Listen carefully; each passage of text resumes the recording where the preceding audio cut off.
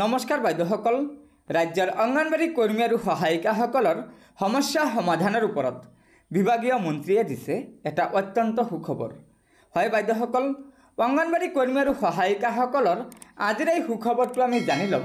তাৰ আগতে আপোনালোকক এটা অনুগ্ৰহ কৰি লগৰ বান্ধৱীসকলক এই ভিডিঅ'টো শ্বেয়াৰ কৰি আজিৰ এই সুখবৰটো জনাই দিব আৰু পৰৱৰ্তী সময়ত অংগনবাড়ী কৰ্মী আৰু সহায়িকাসকলৰ বিভিন্ন খবৰসমূহ পোনপ্ৰথমে পাবলৈ অনুগ্ৰহ কৰি আমাৰ এই চেনেলটো ছাবস্ক্ৰাইব কৰি ল'ব।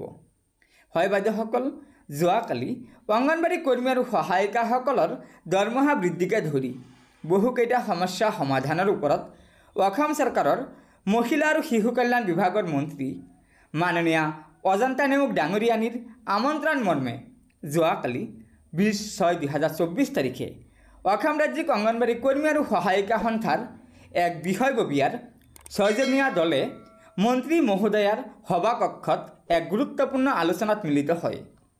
আলোচনাত সমাজ কল্যাণ বিভাগৰ সঞ্চালক মহোদয়ো উপস্থিত আছিল। এই আলোচনাত অংশগ্ৰহণ কৰা বিষয়ববীয়াসকল আছিল সভানেত্ৰী জয়মতী দাস, সম্পাদিকা ইন্দিৰা নেৱাৰ, বীণা বৈশ্য, ভাগ্যলতা ডেকা আৰু কল্পনা দেৱী। উল্লেখযোগ্য যে আলোচনা অতি সন্তোষজনক আৰু সমাধানমুখী আছিল।